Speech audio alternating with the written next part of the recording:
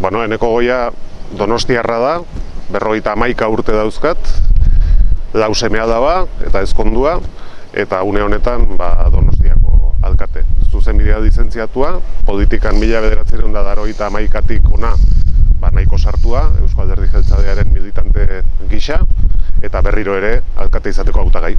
Bereziki gustatzen zaidalako. Ni oso aldezartzalea naiz, nire familia aldezarretik dator, eta bereziki maite dut aldezarra, eta bereziki gainera kaia. Iruditzen zait, benetan Donostiak daukan lekurik ederrenetako bat dela. Bueno, banuedako egonezina, ez? Eta nire herriaren alde lan egiteko gogoa, seguru aski hori nire etxetik jaso nuen. Abertzalea sentitzen naiz, eta horretan parte hartu nahi izan nuen, bere garaian, eta horrek eraman ninduen, 1981 urtean, 19 urterekin Eusko Alderdi Jeltzalean alderdikide egitera, ez? Eta ordutik hona, modu batera edo bestera, beti nire militantzia mantendu dut, eta nire herrian sinisten jarraitzen dut, eta nire herriaren aldeko konpromisu hori modu batera edo bestera ekarpen gisa egin nahi izan dut.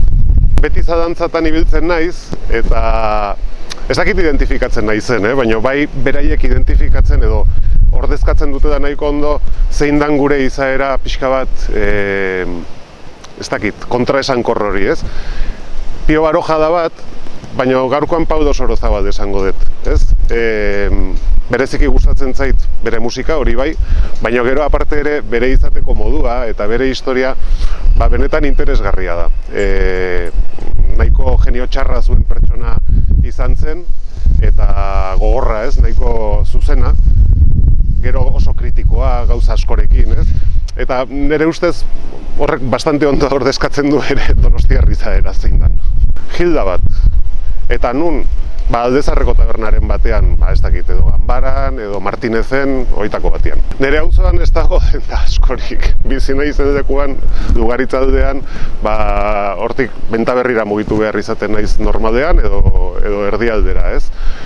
Eta aukeratu behar badin badet bat, denda bezala ez nik gauzak erosten ditu dadako, baizik, eta zer gauza dituen eta noda mugitzen den gustatzen zaidadako, manida aukeratuko nuke hemen Hernanik aldean.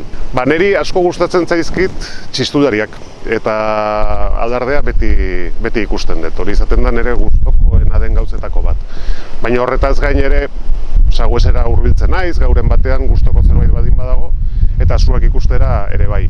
Nik seme-alabak dauzkat, eta, gerozta gutxiago, zeren adinean gora dijoazte, eta ja bere kabuz ibiltzen dira gerozta gehiago, baina orain arte behintzat plan gehienak beraiekin egin ditut, eta, beraiekin egin daditezken gauzetara hurbildu naiz. Ez naiz bereziki kirolzalea, gustatzen zait mendira joatea, edo oro har ibiltzea, baina bai naiz talde baten jarraitzailea, eta bereziki erreadaren jarraitzailea.